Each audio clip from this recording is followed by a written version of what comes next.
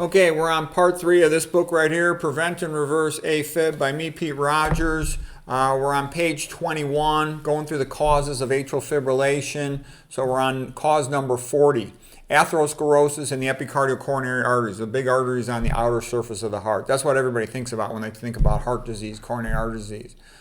Okay, those are the ones you can see on a cardiac cath, on a CT arteriogram. Microvascular angina, that's disease of the smaller arteries of the heart, the intramuscular coronary arteries. Those is also called coronary syndrome X. Those are the ones that can get plugged up by leaky gut related clots, amyloid clots, fibrinolytic clots, Here's a paper on that, fibrinolytic clots and atrial fibrillation by Douglas Kell and Etheresia Pretorius. That's also sometimes called ANOCA, angina, non-obstructive coronary artery disease. So somebody who's got angina, cardiac angina, shortness of breath on exertion, with chest tightness, but they go for cardiac cath and the cardiac cath looks normal because the problem's in the smaller branches that you can't see on cardiac cath, the intramyocardial branches. Okay, next thing is comorbidities like congestive heart failure. And that's common in older patients. They can go into AFib. Previous myocardial infarction can damage the heart muscle and the conduction pathways and lead to atrial fibrillation. Cardiac surgery, so you get post-operative atrial fibrillation. Intraoperative blood transfusion can lead to atrial fibrillation. Other types of surgeries can lead to AFib. Sick sinus syndrome can be a cause of AFib. Heart valve disease, common in older patients. Congenital heart diseases. Well, this was a little bit of a duplicate previous MI. There's MI. It could be acute MI. Okay, oops. Let me get back to where I want to be. Okay. Next one is if there's a cardiomyopathy. The next one is if there's a myocarditis, inflammation of the muscle, pericarditis, inflammation of the pericardium, the outer surface of the heart. Peri means around.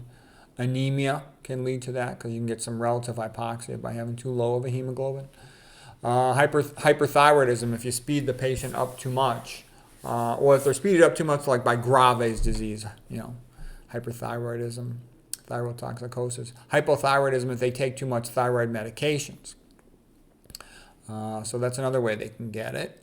If they have a fever, that can speed things up the heart gets speeded up to the point that they go into AFib. Some of these antidepressant medications can cause atrial fibrillation. I got papers on that.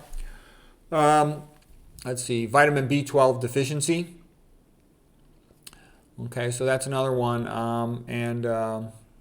That's easily treatable. Folate deficiency, elevated homocysteine, elevated blood level of TMAO, trimethylamine oxidase, from eating meat, elevated serum ferritin, the iron, and if you get free iron, it can ferrous redox cycle and produce those blood clots, the amyloid clots, fibrinolytic clots, like Douglas Kell and Etheresia Pretorius write about that. They have a real good paper called Iron Behaving Badly. Helicobacter pylori infection of the stomach is associated with increased risk of AFib. Chronic kidney disease, CKD, kidney failure. Electrolyte abnormalities like low potassium, but it could also be high potassium in kidney failure patient. Low magnesium in the blood, hypomagnesemia. Lots of people are magnesium deficient. Dehydration.